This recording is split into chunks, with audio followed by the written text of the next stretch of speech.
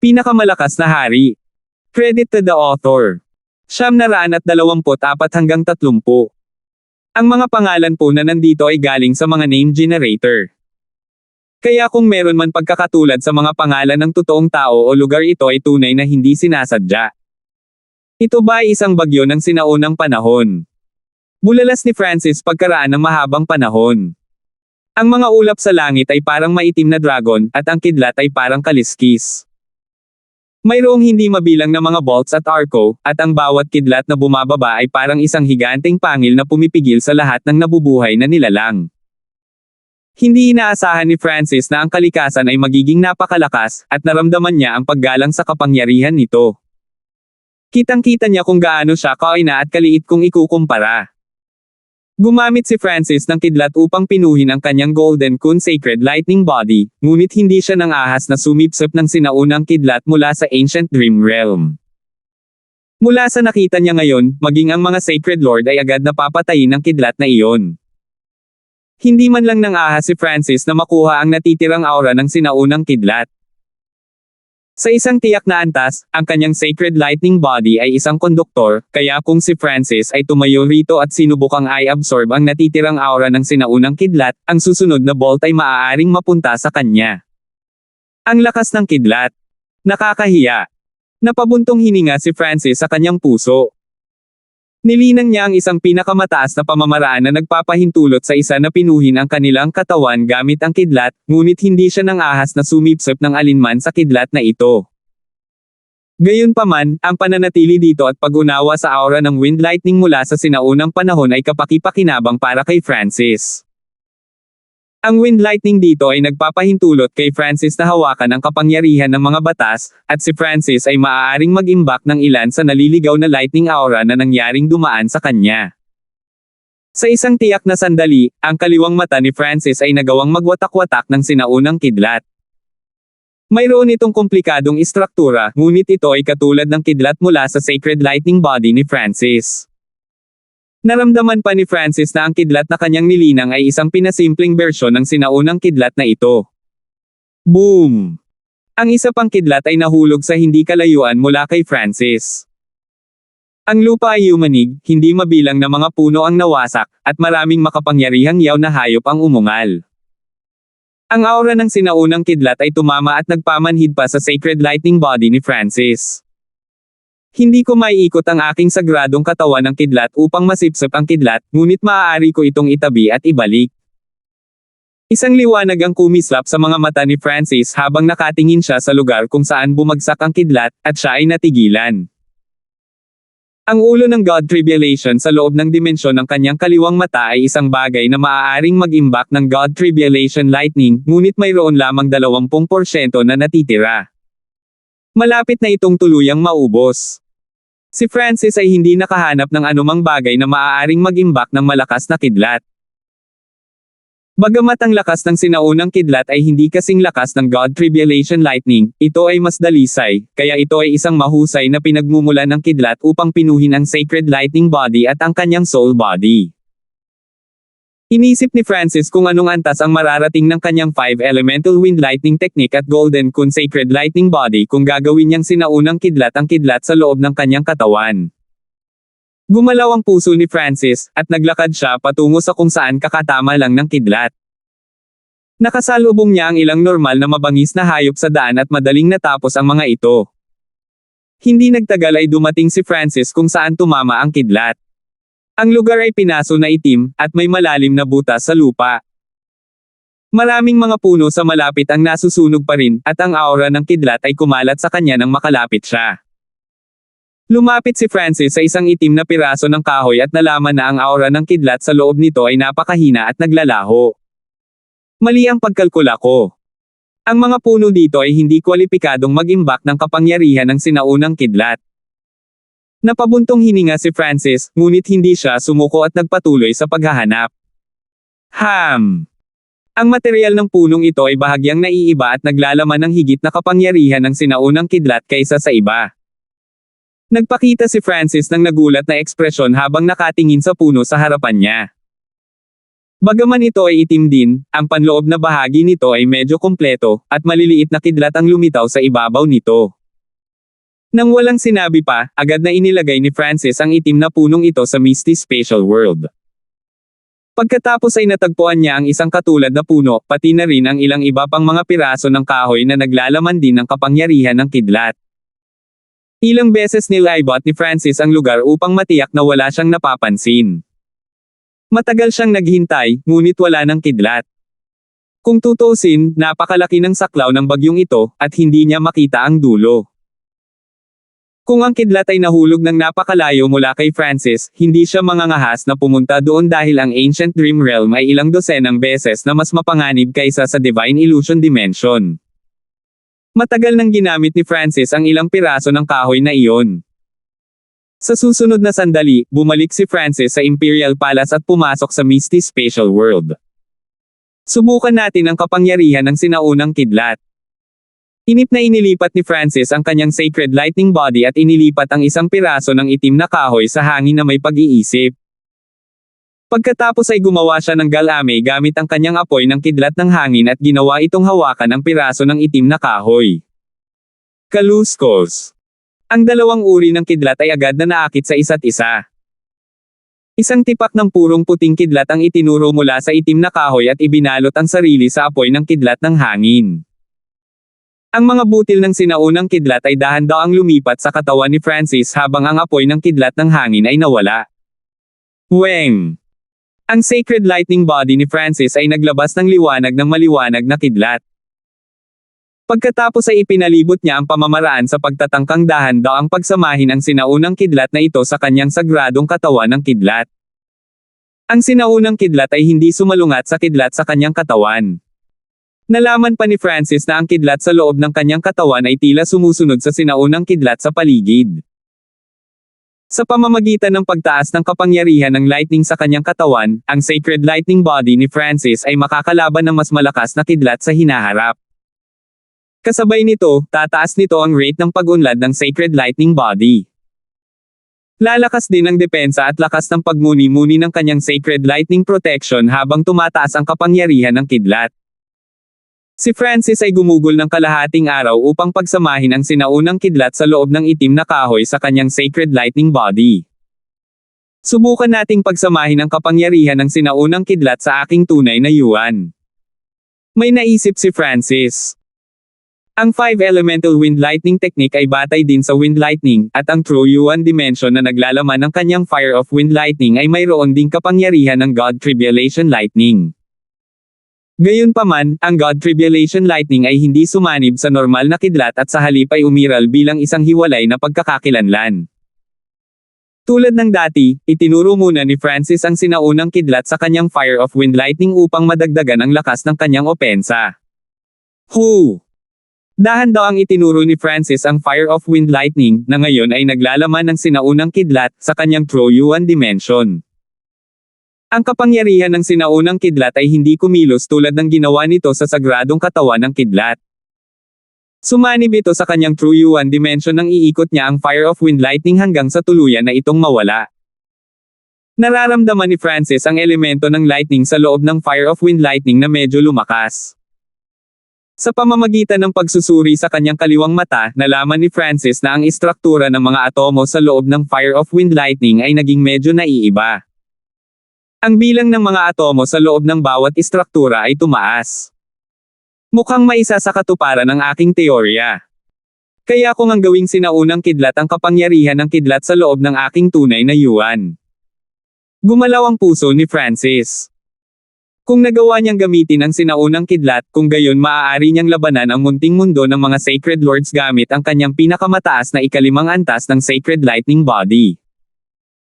Gayunpaman, upang magawa ito, kakailanganin ni Francis na maghanap ng higit pang mga bagay na maaaring mag-imbak ng sinaunang kidlat dahil halos wala siyang anumang bagay. Sa makatuwid, maaari lamang i-convert ni Francis ang kanyang Fire of Wind Lightning sa ngayon. Ang mga puno ay hindi eksaktong magandang imbakan, at ang kapangyarihan ng sinaunang kidlat ay nawawala.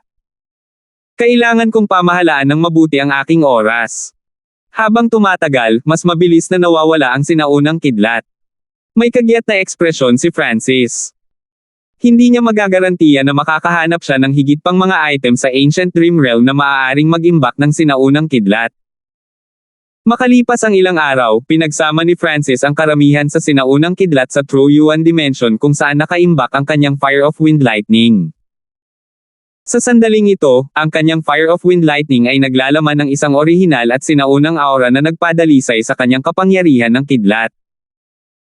Kasabay nito, ang kapangyarihan ng sinaunang kidlat ay nagpadalisay sa apoy ng kidlat ng hangin ni Francis at ganap na pinagsama ito sa mga unang yugto. Dahil sa lumalakas na apoy ng kidlat ng hangin, naging magulo at bahagyang hindi matatag ang paligid ng Misty Spatial World. Maaari ding pagsamahin ni Francis ang Fire of Wind Lightning sa bloodline ng Blood Devil Sun at lumikha ng Scarlet Lightning Blood Flames, na naglalaman ng matinding pagsabog at kapangyarihan. Kung idinagdag niya rin dito ang God Tribulation Lightning, sapat na ito para banta ang mga Sacred Lords. Si Francis ay may masayang ekspresyon at hindi napigilan ang kanyang pag-asa na subukan ito. Naalala niya kung paano ang kanyang Scarlet Lightning Blood Flames ay itinulak sa tabi ng Nine Darkness Demonic Lords Mystic Light Sacred Power bago pa man sila makalapit, ngunit ngayon ay iba na. Nagtagumpay ako sa pagbuo ng aking domain ng Wind Lightning. May naramdaman si Francis at may naisip. Habang nililinang niya ang kapangyarihan ng sinaunang kidlat sa nakalipas na ilang araw, nahati niya ang kanyang divine sense at nakatutok din sa pagbuo ng kanyang domain ng Wind Lightning. Maaari ko bang pagsamahin ang kapangyarihan ng sinaunang kidlat sa domain ng Wind Lightning upang palakasin ito? Biglang naisip ito ni Francis. Wala siyang masyadong mga sinaunang imbakan ng kidlat, kaya kailangan niyang magdesisyon ng mabilis. Mabilis niyang tinanggihan ang ideya. Noong una ay gusto niyang lumikha ng Little World mula sa Illusion Maze Domain o domain ng Wind Lightning. Kung gusto niyang ipatupad ang ideyang ito, mas mabuting likhain na lang ang Wind Lightning Little World at pagsamahin ang sinaunang kidlat doon. Isasantabi ko muna ito at pag-isipan kung aling domain ang unang pipiliin. Si Francis ay may maraming impormasyon tungkol sa Little Worlds. Ang mga munting mundo ay nabuo mula sa isang pinagmumula ng kapangyarihan at maaaring magkaroon ng enerhiya sa pag-iisip. Nakipaglaban siya sa hindi mabilang na mga emperador at pamilyar din sa kapangyarihan ng Little Worlds. Ang masamang Little World ni Godfrey at ang Nine Darkness Demonic Lord Sacred Lord Level Little World ay nagbigay sa kanya ng pinakamalalim na impresyon at nagdulot sa kanya ng pagnanais ng kapangyarihan ng isang munting mundo, ngunit kailangan niyang pag-isipan ito ng mabuti at piliin ang pinakaangkop na mapagkukunan. Ang ebolusyon at bagong kakayahan ng kaliwang mata ay hindi kabilang sa mental energy side ng mga bagay, at marami akong naiintindihan tungkol sa Wind Lightning kamakailan. Mayroon pa akong mga item na nag-iimbak ng sinaunang kidlat, at nagpakita si Francis ng nabigla na ekspresyon habang nag-iisip. Bigla niyang napagtanto na ito ay isang perpektong pagkakataon upang mabuo ang kanyang Little World of Wind Lightning ngayon. Ang bagyo sa loob ng sinaunang Dream Realm. Bagamat hindi siya nang ahas na iikot ang kanyang Sacred Lightning Body at ay absorb ang kapangyarihan ng sinaunang kidlat sa kanyang katawan, paano kung ginagaya niya ang bagyo sa loob ng Ancient Dream Realm para mabuo ang kanyang Little World of Wind Lightning? Isang parang bagyong Little World. Mayroong panganib na kasangkot. Si Francis ay may kalmadong tingin. Ang sinaunang kidlat ay hindi biro, ngunit ang aktual na panganib na kasangkot ay medyo mababa. Maaaring kopyahin ni Francis ang mga larawan ng Ancient Dream Realm sa dimensyon ng kanyang kaliwang mata at gamitin ang mga ito sa hinaharap. Subukan natin. Ang kamalayan ni Francis ay pumasok sa dimensyon ng kanyang kaliwang mata na may tame time na ekspresyon. Sa susunod na sandali, lumitaw si Francis sa isang replay ng tanawin sa Ancient Dream Realm kung saan madilim ang kalangitan at isang bagyo ang nanalasa sa langit at lupa. 925. Hinayaan ng kaliwang mata si Francis na i-replay ang mga eksena. Ito ay katulad ng isang ilusyon, ngunit nagbigay ito kay Francis ng pakiramdam na ito ay totoo. Higit pa rito, ang kakayahang ito ay bumuti pagkatapos umunlad ang kaliwang mata. Ang pakiramdam ng tanawin sa Ancient Dream Realm ay pareho noong siya ay pumasok sa Ancient Dream Realm mismo. Tinakpin pa rin ng bagyo ang kalangitan. Umupo si Francis at pinakawalan ang kanyang domain of Wind Lightning upang masakop nito ang buong eksena. Sa paglipas ng panahon, ginamit ni Francis ang kakayahan ng kanyang kaliwang mata upang subukang i-sync ang domain ng Wind Lightning sa bagyo. Ano man ang nangyari sa Ancient Dream Realm, gagayahin niya ito dito. Ito ay magagawa. Sinimulan ni Francis na pag-aralan kung ano ang mangyayari habang kinokopya ito ng sabay-sabay. Ito ay isang munting mundo ng Wind Lightning batay sa kanyang Crystal Core. Kung magagawa ito dito, maaari niyang subukan ito sa aktual na Ancient Dream Realm, at kung may anumang panganib, maaari siyang direktang bumalik. Tinawag ni Francis ang kanyang domain of Wind Lightning at pinagsama ang kanyang kamalayan sa gintong bola. Sa sumunod na sandali, lumitaw siya sa sinaunang kaharian ng pangarap. Ang panahon. Nagbago ang ekspresyon ni Francis, at nakaramdam siya ng panghihinayang. Ang panahon ng Ancient Dream Realm ay bumalik sa normal, at walang mga palatandaan ng isang bagyo kahit saan. Masyado siyang nag-focus sa paglilinang at nakalimutan ang tungkol sa oras. Maaari na lamang niyang hintayin ang susunod na pagdating nito, ngunit sa kabutihang palad, nagawa niyang kopyahin ang bahagi ng tanawin ng eksena, at ginamit niya ang kanyang ginintoang mata upang suriin at makita ang mahinang pagbabago sa istruktura ng mga atomo ng bagyo. Higit pa rito, mayroon din siyang mga bagay na nag-iimbak ng sinaunang kidlat. Bakit hindi ko likhain ang munting mundo sa loob ng sinaunang Dream Realm? Nag-iisip sandali si Francis. Ang lugar na kasalukuyang kinalalagyan niya ay medyo ligtas, at binabantayan siya ng sawa at ibon. Medyo maaapektuhan ito ng paggawa ng munting mundo sa loob ng Misty Spatial World. Maaaring gamitin ni Francis ang Ancient Dream Realm upang lumikha ng pangunahing istruktura ng kanyang munting mundo, pagkatapos ay pagsamahin ang domain ng Wind Lightning dito mamaya. Ito ay malamang na mas madaling gawin. Matapos kumpirmahin ang kanyang ideya ay umupo si Francis. Mula nang magsimula siyang muling mag-cultivate, na-absorb ni Francis ang maraming aura ng Ancient Dream Realm sa kanyang katawan at kumain ng maraming prutas mula sa Ancient Dream Realm. Nagawa niyang manatili sa Ancient Dream Realm ng napakatagal na panahon ngayon kasama ang kanyang kasalukuyang paglilinang at pisikal na katawan. Maliit na mundo ay hindi madaling mabuo. Nangangailangan sila ng maraming oras at pagsisikap. Gayunpaman, si Francis ay may kaliwang mata na makakatulong sa kanya sa pagbuo ng munting mundo. Naisip din niya ang katotohanan na, kung maaari niyang paghiwa-hiwalayan ang mga pisikal na bagay sa hindi mabilang na mga atomo, magagawa ba niyang manipulahin ang hindi mabilang na mga atomo at ibalik ang isang bagay sa orihinal nitong anyo? Ang pagsira sa isang bagay ay medyo simple, ngunit ang pagbabalik nito sa orihinal nitong hugis ay lubhang komplikado. Kung nagawa ito ni Francis, malamang na makakalikha siya ng totoong mundo. Siyempre, random thoughts lang yon. Ni hindi niya alam kung saan magsisimula iyon. Si Francis ay nakalubog pa rin sa paglikha ng kanyang munting mundo. Sa isang lugar sa ibang lugar sa kontinente, 4 na figure ang nakatayo sa harap ng isang bundok. Ang 4 na figure na ito ay natatakpan ng itim at nagradiated ng napakagandang demonic daw na kapangyarihan na nagpawi sa langit at araw.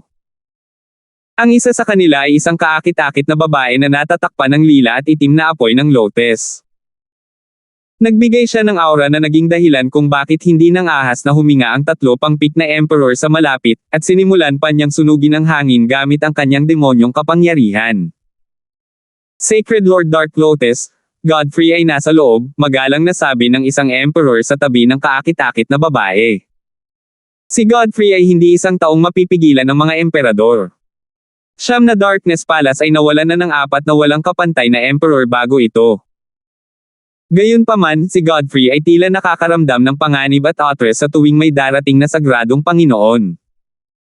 Nag-specialize din siya sa Tao of Space, ibig sabihin, hindi man lang siya napigilan ng mga normal na emperor kung gusto niyang tumakas, ngunit tila siya ay nasa pag-iisa sa sandaling ito.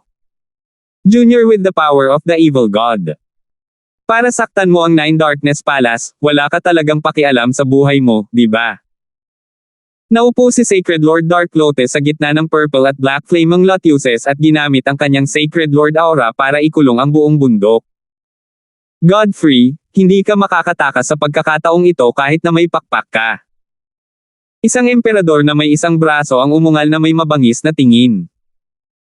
Nawalan siya ng braso kay Godfrey noong sinubukan nilang patayin siya noong huling pagkakataon, at may masamang kapangyarihan sa pinsalang pumipigil dito na gumaling.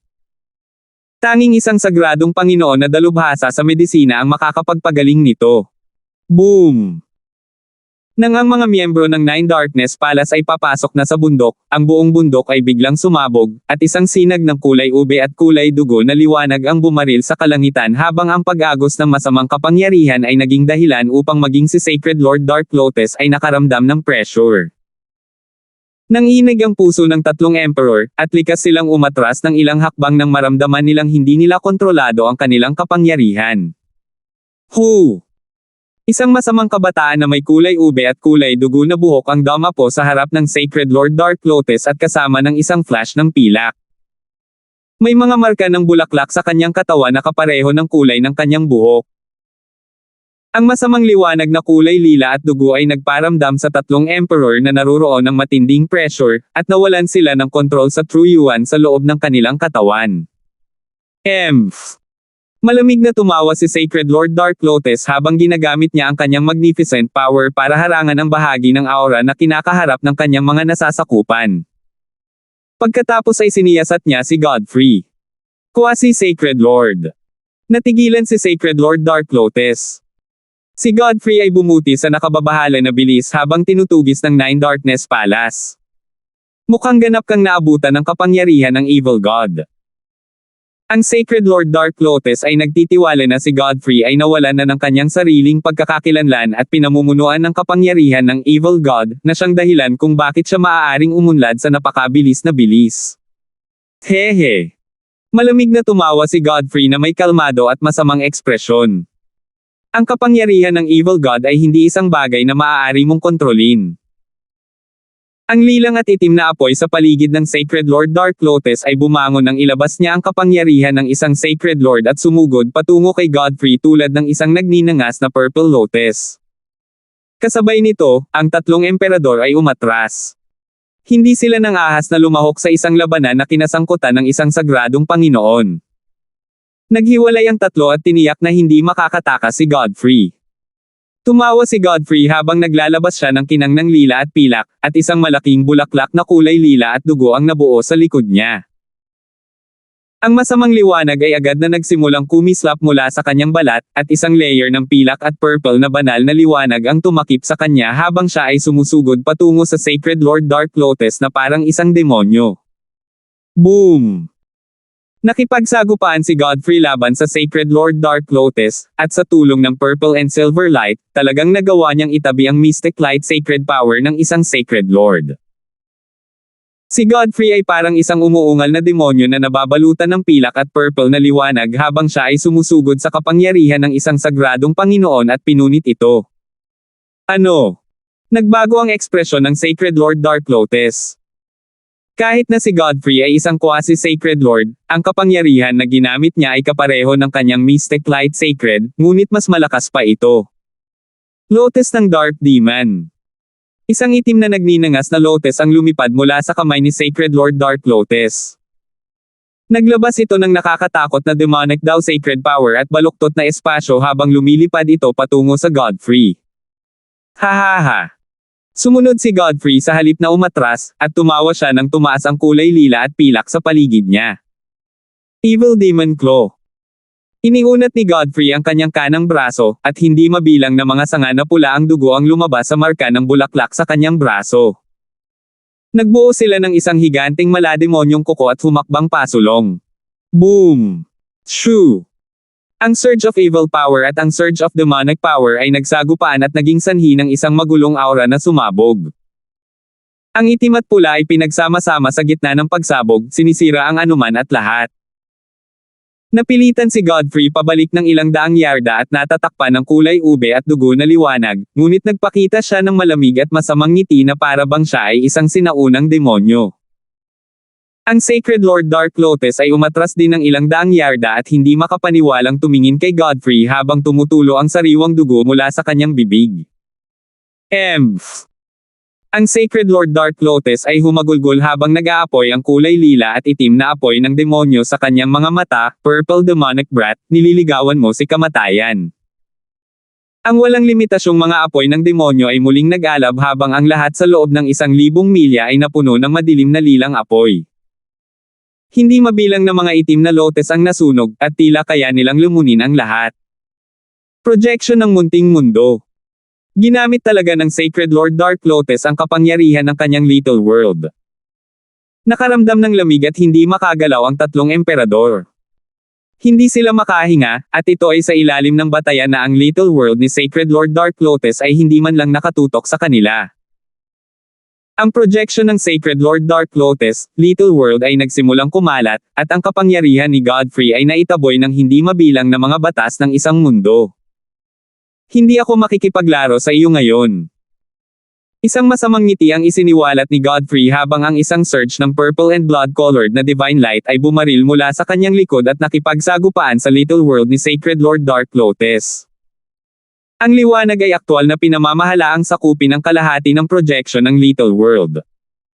Agad na natigil ang ekspresyon ng Sacred Lord Dark Lotus. Ginamit din ni Godfrey ang projection ng isang munting mundo. Nangangahulugan ito na ang kapangyarihan ng kanyang munting mundo ay umabot sa antas ng isang sagradong Panginoon at nagawang umiral sa loob ng totoong mundo. Ang kapangyarihan na ipinakita ng kanyang little world ay hindi mas mahina kaysa sa little world ni Sacred Lord Dark Lotus, at naglabas ito ng nakakatakot na aura na nalampasan pa ang level ng Sacred Lords. Ikinalat ni Godfrey ang projection ng kanyang munting mundo at nawala sa hangin na may isang kislap ng pilak. Ang spatial talent ni Godfrey ay biglang naging parang isda na lumalangoy sa tubig sa loob ng sarili niyang little world. Maging ang mga Sacred Lords ay hindi nagawang sirain ang projection ng little worlds at maaari lamang silang manood. Arg! Sa isang kislap ng pilak, si Godfrey ay nagpakita sa likod ng emperador na may nawawalang braso at binasag ang isang palad sa kanyang ulo. Agad na nilamon ng masamang kaluluwa ang kanyang kaluluwa. Godfrey, ikaw. Ang Sacred Lord Dark Lotus ay umungal sa galit, ngunit dinala ni Godfrey ang projection ng kanyang little world sa paligid at mabilis na lumipad palayo. Ang dalawa pang emperor ay nakatayo pa rin habang ang malamig na pawis ay namumuo sa kanilang mga katawan, at naramdaman nilang nanginginig ang kanilang mga kaluluwa. Nagawa ni Godfrey na tumakas matapos makipaglaban sa Sacred Lord Dark Lotus ng direkta at napatay pa ang isang demonic Dao Emperor habang siya ay tumakas. Nagawa niyang maabot ang ganoong antas. Huminto si Godfrey matapos lumipad ng 10,000 milya, at ang tinig ng Evil God Thought Body ay tumunog sa kanyang katawan. Paano ito? Kahit na ang mga Sacred Lord ay wala nang magagawa sa iyo ngayon. Nalampasan mo na si Francis noon pa. Sa alaala ng Emperor na iyon, nalaman kong pinatay na ni Francis ang Nine Darkness Demonic Lord of Nine Darkness Palace. Malamig na ngumisi si Godfrey habang ang malamig niyang mukha ay naging malungkot. Paano ito posible? Ang Evil God Thought Body ay labis na nagulat. Mukhang hindi na ako magpapahuli. Kailangan kong mabilis na sumanib sa kapangyarihang ito at kontrolin ito. Ang lilang at pilak na mga mata ni Godfrey ay lubhang mapagpasyahan. 926.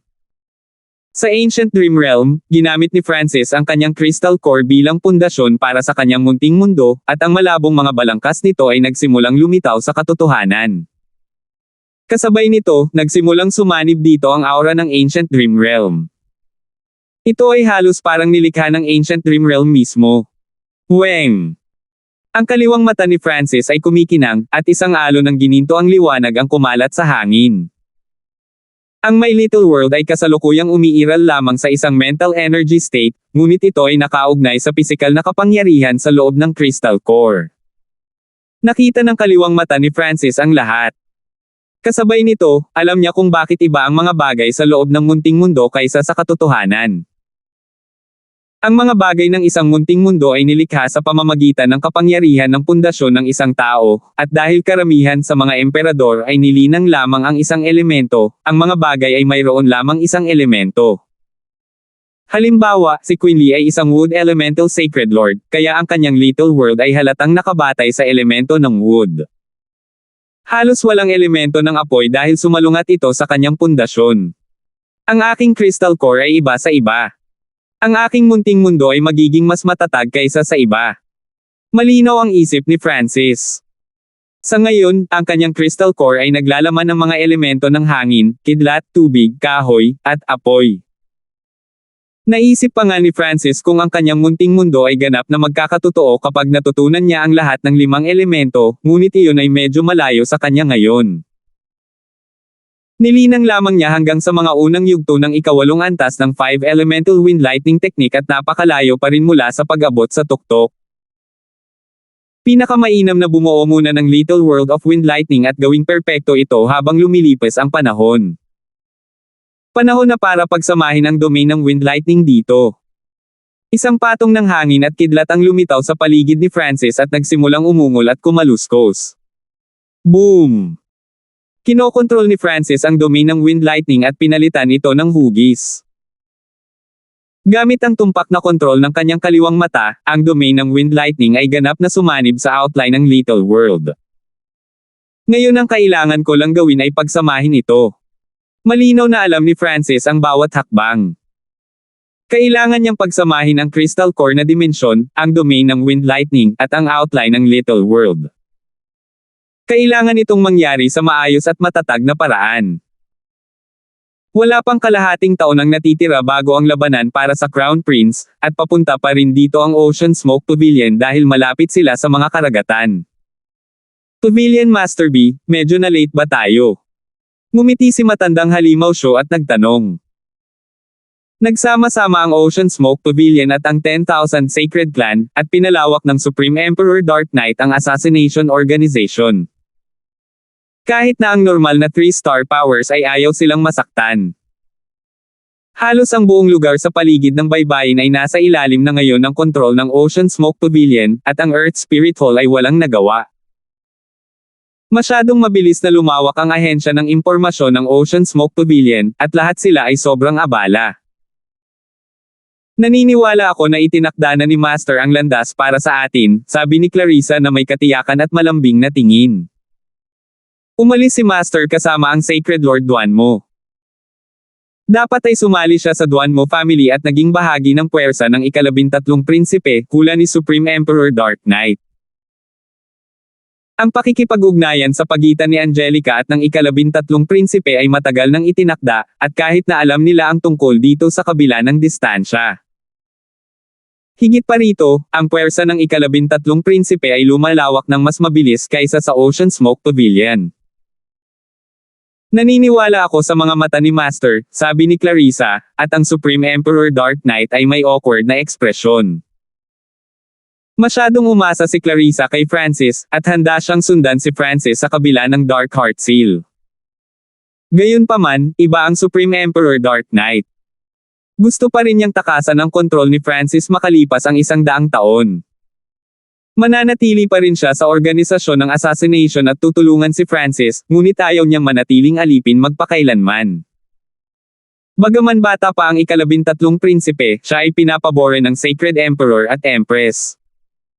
Dagdag pa sa katotohanan na mayroon siyang malakas na puwersa sa likod niya, malaki ang posibilidad na manalo siya kahit na laban sa 4th Prince, na kasalukuyang pinakamalakas, pagsusuri ng Old Monster Shoe.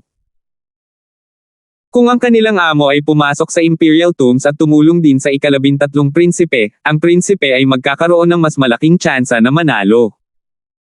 Sa ngayon, nasa Gan Province tayo, at isang lungsod lang ang layo natin sa Great Gan Imperials. Si Clarissa ay may masayang ekspresyon.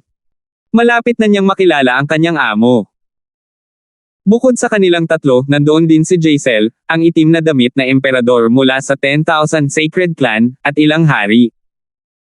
Isang malamig na halakhak ang biglang tumunog at dumaan sa pisikal at kaluluwang dimensyon. Pinataba nito ang puso ng lahat, at agad silang tumigil sa paggalaw. Lahat kayo gusto pa ring pumunta sa Great Gan Imperials. Matagal na akong naghihintay dito. Isang figure na nakasuot ng itim na damit at natatakpan ng kadiliman ang bumaril sa ibabaw tulad ng isang itim na bulalakaw. Ang kanyang demonic pressure ay nagpadilim sa lahat sa loob ng 1,000 milya, at ang mga hari ay agad na nagluwa ng isang subo ng dugo at mabilis na nagbago ng direksyon. Ang figurang natatakpan ng kadiliman ay parang isang demonic sovereign habang nakatingin sila sa grupo mula sa Ocean Smoke Pavilion. Maaari ko bang tanungin kung sino ka at bakit mo kami pinipigilan? Bumagsak ang ekspresyon ng matandang halimaw Sho habang nakatayo siya sa harapan. Halatang kalaban ng taong ito sa tono at aura nila. Sumikat ang Supreme Emperor Dark Knight at hinarangan ang aura ng Sacred Lord para sa mga miyembro sa likod niya, kung hindi, si Jacel at ang mga hari ay mapipigilan ng aura hanggang mamatay. Sa kabilang banda, nagulat si Clarissa, Nine Darkness Palace. Sacred Lord Demonic Abyss. Hahaha, wala ba akong karapatan na alagaan kayong lahat simula nang ipinagkanulo ng Ocean Smoke Pavilion ang Nine Darkness Palace? Tumawa ang Sacred Lord Demonic Abyss sa isang mapagmataas na paraan. Siyam na Darkness Palace. Nahulog ang puso ng lahat. Bilang isang peak 3-star power, ang Nine Darkness Palace ay isa sa pinakamalakas na demonic Dao forces, at sila ay isang napakalaking halimaw kumpara sa kanila. Kahit na napakabilis na lumawak ang Ocean Smoke Pavilion, hindi pa rin nila nagawang ikumpara ang behemoth na ito. Partikular na ang Sacred Lord Demonic Abyss ay isang matandang Sacred Lord na kadalasang nag-iisa, at ang kanyang lakas ay hindi maarak. Ang Ocean Smoke Pavilion ay hindi kailanman kabilang sa Nine Darkness Palace sa unang lugar. Ang mga mata ni Clarissa ay mapagpasyahan. Ang Ocean Smoke Pavilion ay isa na ngayong 3-star power, at ito ay mas matatag kaysa sa iba pang normal na 3-star forces. Marami pa silang puwang para palawakin, at kasalukuyang mayroon itong dalawang Sacred Lords. Naniniwala sila na ang Sacred Lord Demonic Abyss ay hindi maglalakas loob na salakayin sila kung papasok sila sa lungsod na kinaroroonan ng Imperial Palace. Naniniwala si Clarissa na sinumang prinsipe ang suportado ni Francis ay magiging Crown Prince, at sa puntong iyon, kailangang pag-isipan ito ng Nine Darkness Palace ng maraming beses bago kumilos laban sa Ocean Smoke Pavilion. Kung sasabihin ko, oo. Malamig na ngumisi ang Sacred Lord Demonic Abyss habang nanlamig ang kanyang tingin, at tumaas ng husto ang kanyang pressure. How dare a measly emperor go against him? Medyo hindi nasisiyahan si Sacred Lord Demonic Abyss sa sinabi ni Clarissa. Lahat kayong umatras. Ang matandang halimaw na si Shu ay may tame time na ekspresyon. Ang Sacred Lord Demonic Abyss ay mas malakas kaysa sa una nilang naisip. Ang anumang random na shockwave mula sa isang labanan sa pagitan ng mga Sacred Lords ay maaaring pumatay sa mga normal na hari. Maging si Clarissa, na may lakas ng pinakamataas na emperador, ay kailangang umatras. Isang grupo ng mga langgam. Nakangiting nanunuya ang Sacred Lord Demonic Abyss habang tinitingnan ang grupo mula sa Ocean Smoke Pavilion. Dalawang Sacred Lord lang sa simula ang gustong pigilan ako. Ang itim na liwanag na nakapalibot sa Sacred Lord Demonic Abyss ay biglang lumaki at bumaril sa hangin na parang dalawang itim na galame. Isang magulong demonic Dao aura ang dumaan patungo sa Supreme Emperor Dark Knight at Old Monster Shu, na bahagyang nanginginig sa kanilang mga puso. Nang malapit ng maglaban ang dalawang panig. Whoosh!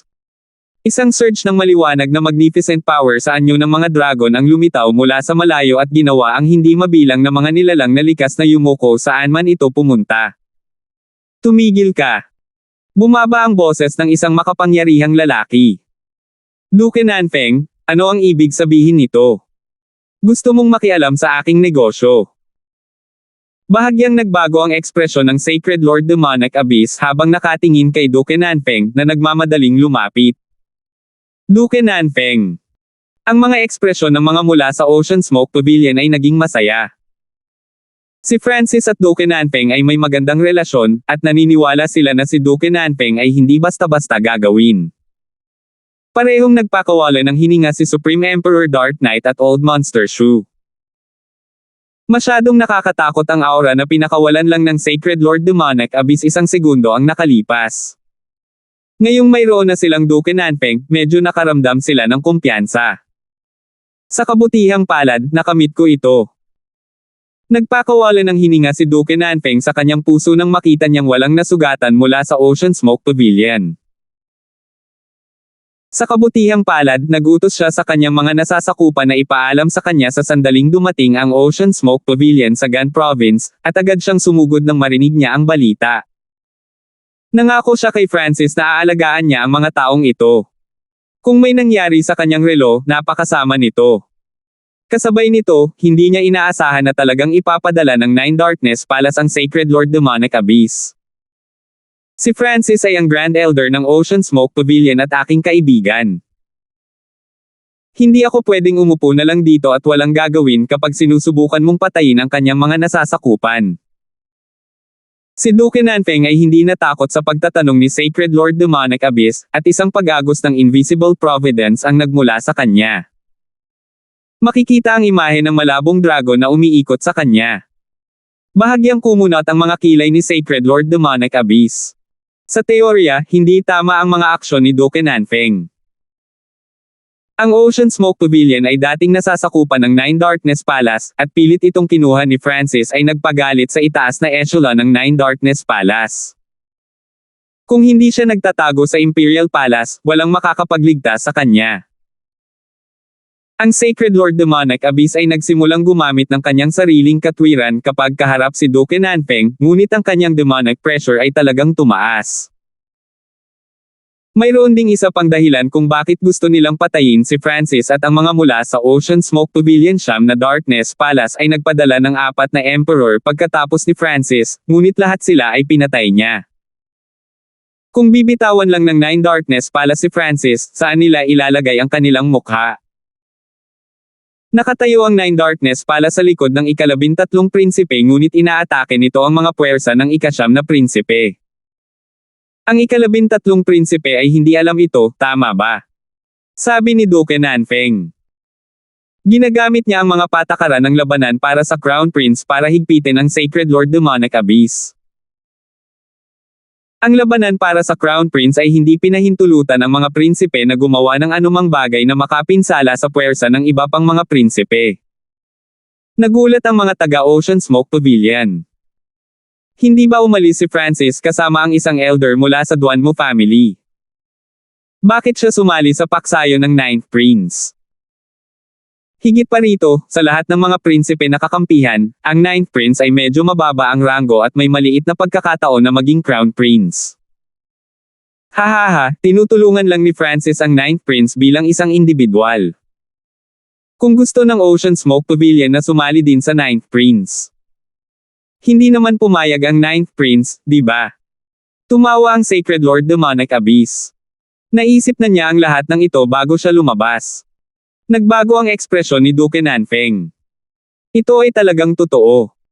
Upang ang anumang kapangyarihan ay sumapi sa paksayo ng isang prinsipe, ang prinsipe ay kailangang sumang-ayon dito mismo. Ngunit bakit ang sinumang prinsipe ay tatanggihan ang isang libreng 3-star na kapangyarihan? Kaya, ang puntong ito ay hindi pinansin at nakalimutan ng maraming tao.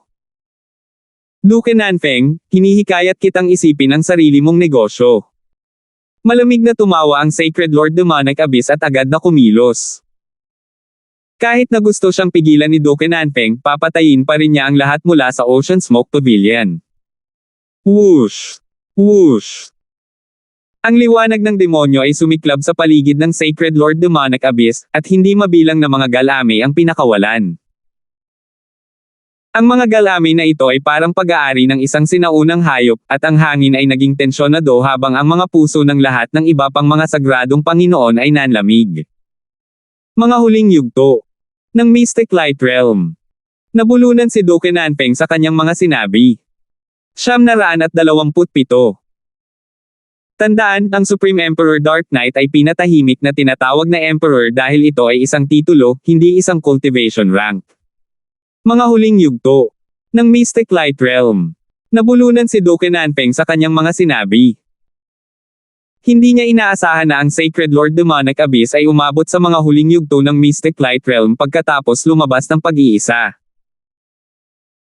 Nangangahulugan ito na, kahit na makipagtambol siya sa dalawang Sacred Lords mula sa Ocean Smoke Pavilion, hindi pa rin sila ang magiging katapat ng Sacred Lord Demonic Abyss. Ang Old Monster Shoe at Supreme Emperor Dark Knight ay nakaramdam ng malakas na pag-akyat ng kapangyarihan habang sila ay nakaharap sa Sacred Lord Demonic Abyss, at ang kanilang mga katawan ay nagsimulang umikot at umikot. Pakiramdam nila ay hindi sila makahinga dahil sa pressure. Ang Sacred Lord Demonic Abyss ay parang isang walang kapantay na Diyos. Mga huling yugto ng Mystic Light Realm. Ang matandang halimaw na si Shu ay natigilan. Siya at si Supreme Emperor Dark Knight ay naging Sacred Lords kamakailan lang, kaya medyo malayo pa sila sa mga normal na simula stage na Sacred Lords. Higit pa rito, ang Supreme Emperor Dark Knight ay isang assassin. Sa isang labanan, marami sa kanyang mga diskarte ay hindi magagamit. Gayunpaman, kahit na magagamit nila ang kanilang buong kapangyarihan, wala pa rin itong silbi laban sa isang huling yugto na Sacred Lord. Ganap silang pinigilan ng Sacred Lord Demonic Abyss sa mga tuntunin ng cultivation. Ang mga mula sa Ocean Smoke Pavilion na umatras ng 1,000 milya ang layo ay nadama na may mali rin. Biglang tumaas ang aura ng Sacred Lord Demonic Abyss sa hindi maisip na antas. Pakiramdam nila ay nanginginig ang kanilang mga puso kahit mula rito. Nakaramdam din si Duke Nanfeng na walang magawa. Boom! Hindi mabilang na mga galame ng demonyo ang bumaril mula sa Sacred Lord Demonic Abyss at umaksyon patungo sa Supreme Emperor Dark Knight at Old Monster Shu na parang isang mandaragit na sinasalubong ang biktima nito. Ang Supreme Emperor Dark Knight ay naging madilim na guhit ng liwanag na biglang nahati at umiwas sa mga pag-atake habang nawawala sa hangin. Ginamit ng matandang halimaw na si Shu ang lahat ng kanyang Mystic Light Sacred Power para umatras, ngunit ang mga galame ay tila napakahaba. Matapos mawala, nagpalit na lang sila ng direksyon at nagpatuloy sa pag-atake sa parehong bilis.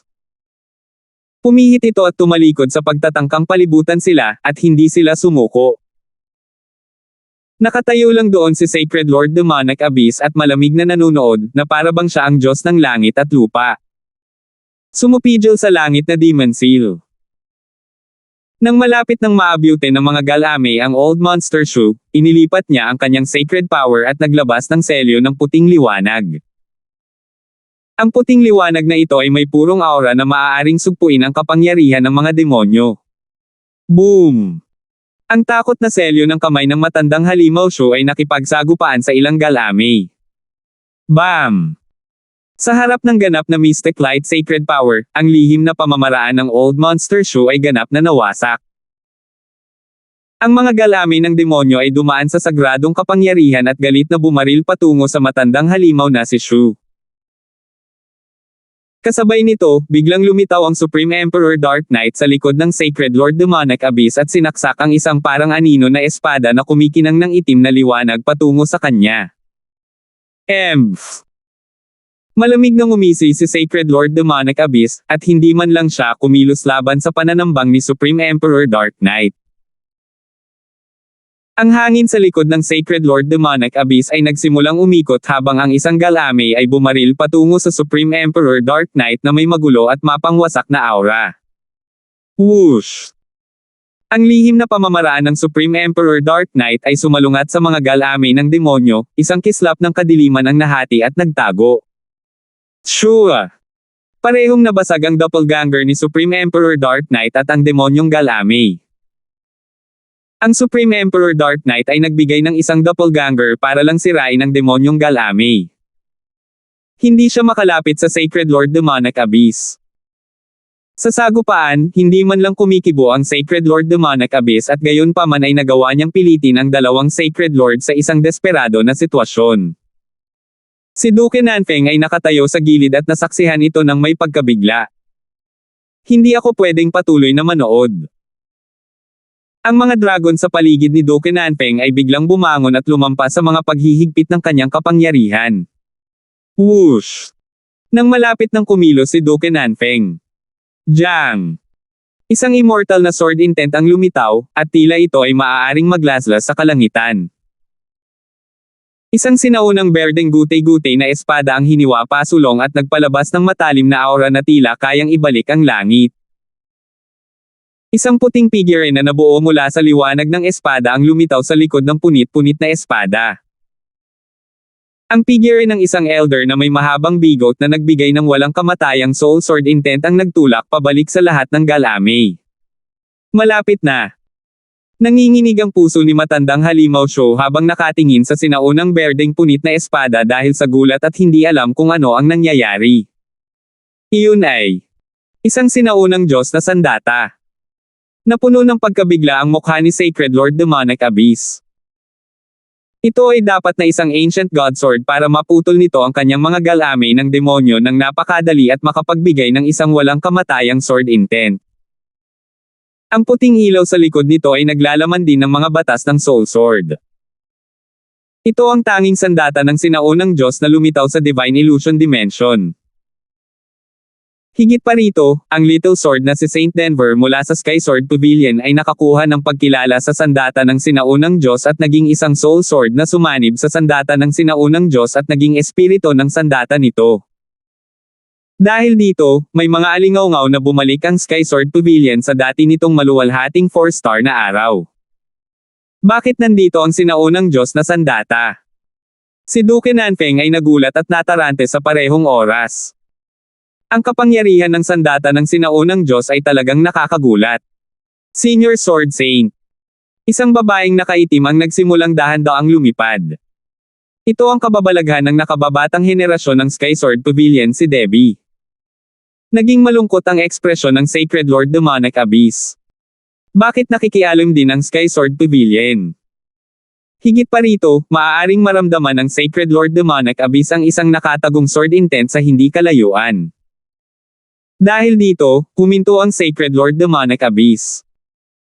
Sa sandaling ito, isang boses ang tumunog mula sa imahe ng Little Sword Saint, Sacred Lord, may utang akong pabor kay Francis, kaya hindi ako pwedeng wala. Nang marinig iyon, kumulo sa galit ang Sacred Lord Demonic Abyss. Francis na naman. Ano ang ginawa ni Francis sa Divine Illusion Dimension para sa Little Sword na si Saint Denver ay may utang na loob sa kanya? Ikaw lang ang espiritu ng sandata ng isang sandata ng sinaunang Diyos. Gaano karaming kapangyarihan ang maaari mong gamitin? Malamig na sabi ng Sacred Lord Demonic Abyss. Si Debbie ay ganap na hindi niya pinansin dahil ang kanyang cultivation level ay masyadong mababa. Ang kanyang atensyon ay pangunahing nakatuon sa nakatagong sword intent. Tiyak na hindi papayagan ng Sky Sword Pavilion ang sandata ng sinaunang Diyos at ang kanilang kababalaghan na lumitaw sa labas ng mundo sa casual na paraan. Talagang mayroong walang katulad na dalubhasa sa sword daw na nagpoprotekta sa kanila ng palihim. Gayunpaman, kapag naisip niya ito, iyon ang gusto ng Sacred Lord Demonic Abyss, dahil hanggat hindi niya sinasaktan si Debbie o planong nakawin ang sandata ng sinaunang Diyos, ang Sacred Lord mula sa Sky Sword Pavilion ay walang gagawin. Ito ay magiging mas madali kung gayon. Ang Sacred Lord Demonic Abyss ay nagpahayag ng isang nakamamatay ng ngiti, at ang layunin ng pagpatay ay sumilay sa kanyang mga mata habang nakatingin siya sa Old Monster Show at Supreme Emperor Dark Knight. Hindi siya natakot sa sandata ng sinaunang Diyos. Kinailangan niyang patayin ang mga mula sa Ocean Smoke Pavilion, ngunit biglang naglabas ng kislap ng liwanag ang Ancient God Tattered Sword at dumapo sa kamay ni Duke Nanfeng. Jang! Huminto sandali si Duke Nanfeng bago maunawaan kung ano ang gusto ng Little Sword Saint. Weng! Si Duke Nanfeng, na napapaligiran ng mga magagaan na dragon at may hawak na sandata ng sinaunang Diyos, ay agad na naglabas ng isang nanginginig na sword beam na tumama sa kalangitan. Ang kahangahangang aura ng Sacred Lord Demonic Abyss ay gumuho laban sa walang kamatayang sword intent. Ang figure ng transparent na Little Sword Saint sa likod ni Duke Nanfeng ay naglabas ng intent of the Soul Sword. Binago ng kanilang pinagsamang puwersa ang kulay ng langit, at tila sila ay naging isang walang katulad na Sword Saint. Ano? Ito. Natarante ang Sacred Lord Demonic Abyss. Posible ba ito? Sa pagdaragdag ng Draconic Providence, si Duke Nanfeng ay nagkaroon ng battle power ng isang early stage Mystic Light Realm, at sa tulong ng Ancient God Weapon sa itaas, ang kanyang battle power ay madaling nalampasan ang mga huling yugto ng Mystic Light Realm. Napuno ng pananabik ang Supreme Emperor Dark Knight at Old Monster Shoe. Ang kasalukuyang Duke Nanfeng ay nagbigay ng walang katulad na presyon na nagpasindak sa langit at lupa. Tulad ng inaasahan sa isang sandata ng sinaunang Diyos. Bumantong hininga ang matandang halimaw Shoe. Sacred Lord, may utang lang ako kay Francis at ayaw kong maging kaaway mo. Ang boses ng Little Sword Saint sa loob ng puting liwanag ay tumunog sa Soul Dimension. Sacred Lord Demonic Abyss, nagsimula na ang labanan para sa Crown Prince, at lahat ng puwersa ng Great Gunlord Dynasty ay natangay na dito. Walang nakakaalam kung ano ang mangyayari sa hinaharap, sabi ni Duke Nanfeng habang nagbibigay siya ng malakas na panggigipit. Tumingin ang Sacred Lord Demonic Abyss kay Duke Nanfeng at naunawaan ang ibig niyang sabihin. Ang Nine Darkness Palace ay nawalan ng malaking dami ng Middle Echelon Fighters at maging isang Sacred Lord sa kanilang mga pagtatangka na harapin ang Purple-Haired Demonic Duo. Kung nasugatan din siya, lahat ay dahil gusto niyang makitungo sa isang junior sa Void God Realm, hindi ito pakinggan, at malamang na makakaapekto ito sa pag-unlad ng Nine Darkness Palace sa hinaharap. Ngayong ang pinakamataas na 3-star na Sky Sword Pavilion ay nakilala na ang sandata ng sinaunang Diyos, walang nakatitiyak sa kung ano ang maaaring mangyari. Fine.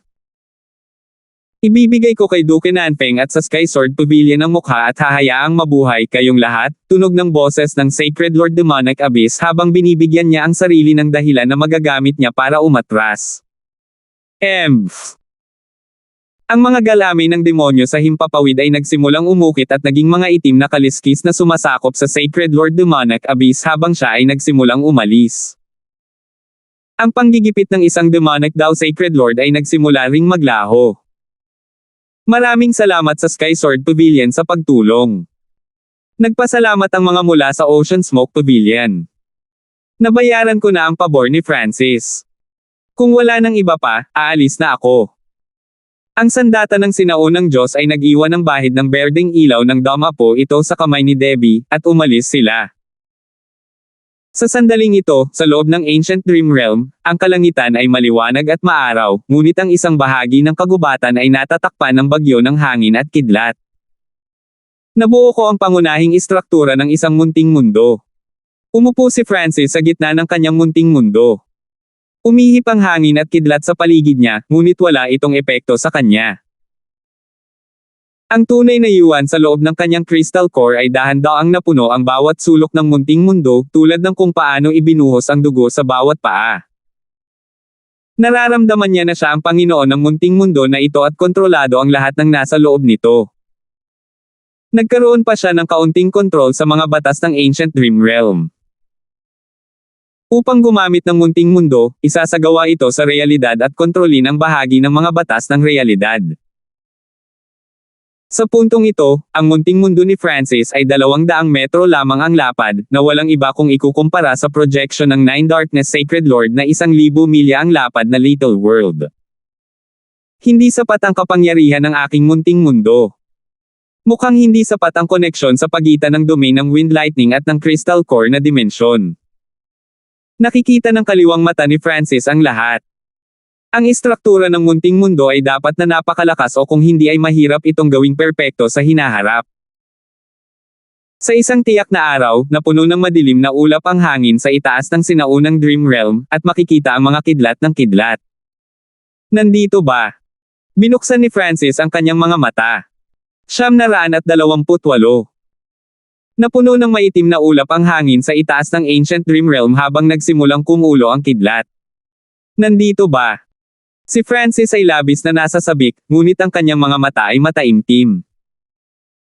Nabuo niya ang kanyang little world sa loob ng Ancient Dream Realm dahil gusto niyang maghintay sa susunod na bagyo. Mula nang magkaroon siya ng ideyang ito, gusto niya itong subukan unawain ang munting mundo ng kidlat ng hangin sa panahon ng bagyo ng Ancient Dream Realm. Flop! Flop! Flop! Nagsimulang magdilim ang kalangitan kasabay ng pagpatak ng mga patak ng ulan mula sa langit. Nang pumasok ang mga patak ng ulan sa munting mundo ni Francis, naramdaman niyang nagsisimula na itong maging magulo. Hindi niya napigilan ang mga patak ng ulan na pumasok sa kanyang munting mundo. Sa ngayon, makokontrol ko lang kung ano ang ginagawa ko sa aking munting mundo. Hindi ako makakaapekto sa ibang mga bagay, at maaaring makaapekto ang ibang mga bagay sa katatagan ng aking munting mundo. Nagsalubong ang mga kilay ni Francis. Ang kanyang munting mundo ay masyadong mahina. Gayunpaman, hindi niya naalala na siya ay nasa Ancient Dream Realm. Kung babalik siya sa realidad, ang kanyang kontrol sa kalawakan ay lalampas sa isang bagong nabuong little world ng isang normal na emperor. Ang mga patak ng ulan mula sa Ancient Dream Realm ay naglalaman din ng maraming sinaunang aura na ganap na naiiba sa sukat na kanyang tinitirhan. Upang makontrol ang mga patak ng ulan na ito, kailangan niyang magkaroon ng malalim na pangunawa. Upang maapektuhan ang mga batas ng Ancient Dream Realm, kailangan niyang maunawaan ang pinagmulan ng Ancient Dream Realm sa isang tiyak na antas, at si Francis ay napakalayo mula sa hakbang na iyon. Boom! Lalong lumakas ang ulan, at ang paminsan-minsang kidlat ay lumitaw. Itinaas ni Francis ang kanyang ulo. Ang bagyo sa pagkakataong ito ay mas maliit kaysa sa huling pagkakataon. Kahit na ganoon ang nangyari, nagsimulang maging transparent ang munting mundo ni Francis nang bumagsak ang mga patak ng ulan dito, na tila ba ito ay mawawala anumang sandali. Isang liwanag ang sumilay sa mga mata ni Francis habang pinapaikot niya ang kanyang crystal core na dimensyon. Ang isang surge ng wind lightning through Yuan ay agad na dumaloy sa bawat sulok ng Little World, at ang outline ng Little World sa paligid ni Francis ay naging medyo mas malinaw. Isang paminsan-minsang kidlat ang lumitaw sa madilim na ulap. Sa ibaba ng maitim na ulap na ito ay isa pang layer ng kalahating transparent na ulap na sinalanta ng hangin at kidlat. Ang eksenang ito ay lubhang kakaiba. Para bang may dalawang langit sa isang mundo. Tulad nito, nagsimulang maramdaman ni Francis ang mahinang aura ng hangin at kidlat sa gitna ng ulan ng sinaunang Dream Realm. Ang munting mundo ay nagbago sa kanyang isip at nagsimulang dahan-daang maging makatotohanan. Boom! Isang kaluskos ng kidlat ang tumunog mula sa itaas ng ulo ni Francis at naging dahilan upang ang kanyang munting mundo ay magpakawala ng malakas na kidlat. Ang presyon ng isang bagay na namamahala sa lahat ng bagay sa mundo ay lumitaw, at ang isang malakas na pakiramdam ng panganib ay nagbigay ng babala sa kaliwang mata ni Francis. Hindi maganda. Boom! Boom! Boom! Isang higanting kidlat ang dumaong sa mismong kinatatayuan ni Francis at naiwan sa likod ng isang itim na bunganga. Lahat sa loob ng 10 metro ay nawala. May naninigarilyo at nasusunog na itim na piraso ng kahoy sa malapit. Ang ibong yaw at sawa sa puno ay tumingin sa butas na may mga mata at nanginginig na katawan. Sa sumunod na sandali, lumitaw ang isang batang may gininto ang buhok sa pinakagitna ng itim na bunganga. Nasaksihan ng higanting sawa at yowbird ang lahat ng ito at walang inisip tungkol dito. Bagamat hindi masyadong mataas ang cultivation ng kanilang amo, may kakayahan siyang gumalaw na parang multo. Malapit na. Nakahinga si Francis. Nasa proseso siya ng pag-unawa, kaya mahina ang pakiramdam niya sa labas ng mundo. Kung hindi dahil sa babala ng kaliwang mata niya ang gumising sa kanya ay napatay na siya ng kidlat. Hindi dapat bumagsak ang kidlat sa gayong mahinang bagyo.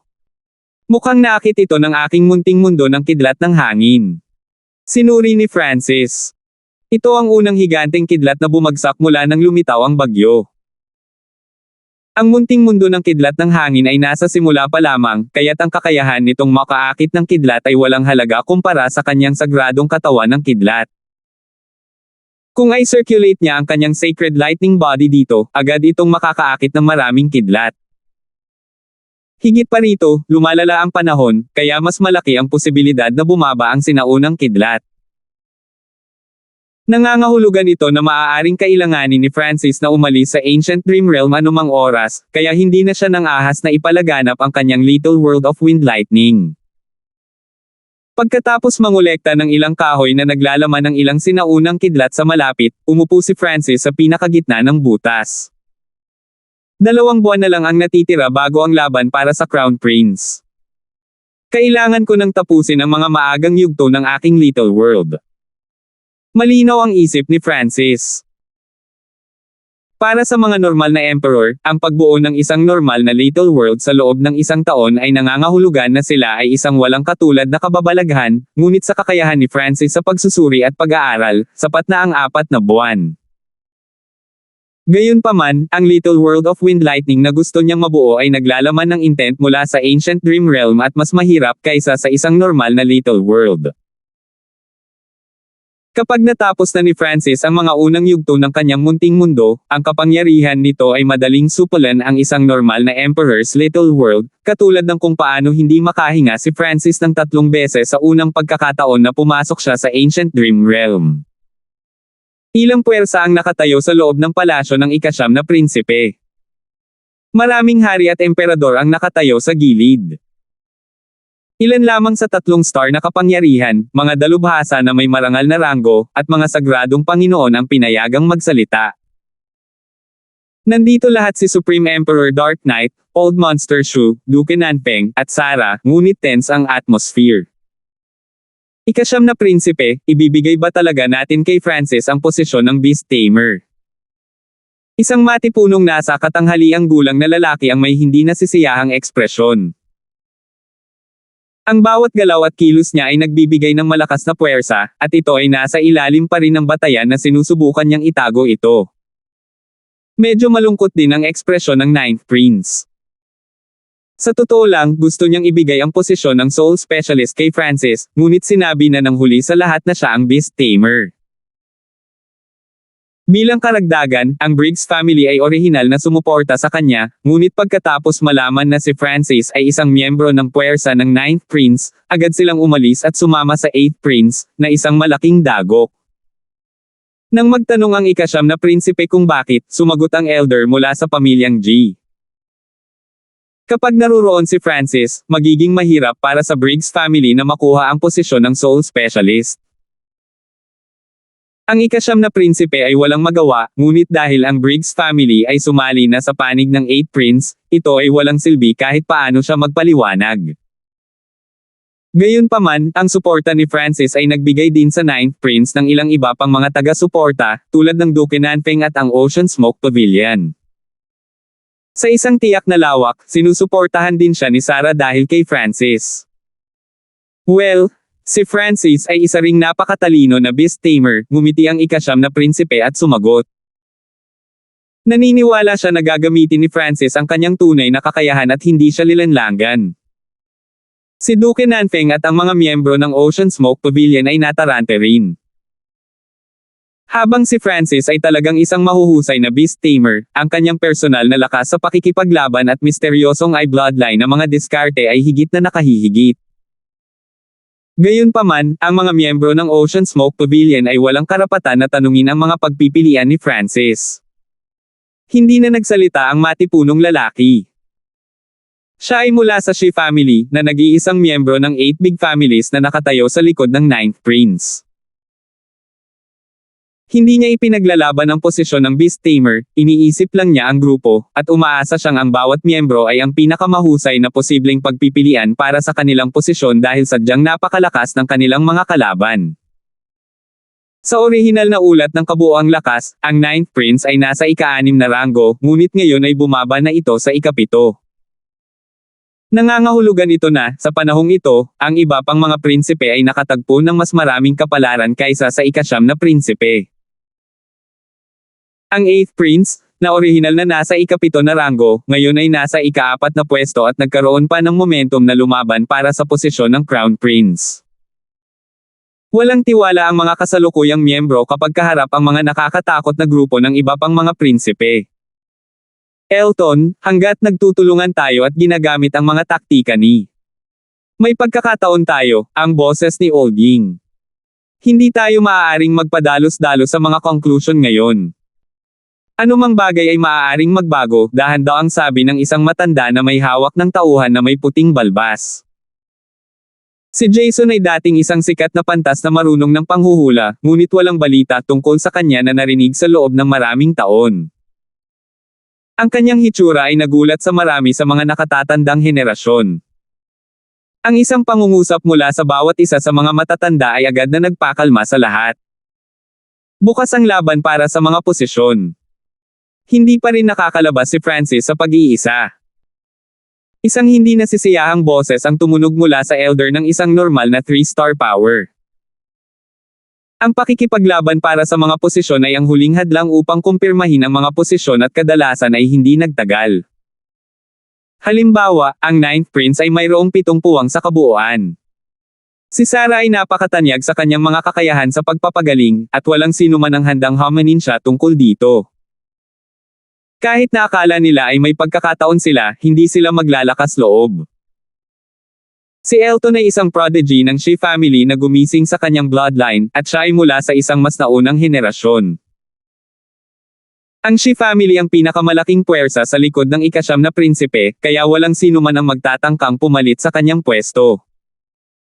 Sa katunayan, kung gusto ng Shea family na kumuha ng pangalawang pwesto, ang mga normal na puwersa ay hindi maglalakas loob na magsabi ng kahit ano. Higit pa rito, may dalawa pang natatanging panuntunan sa paglaban para sa mga posisyon.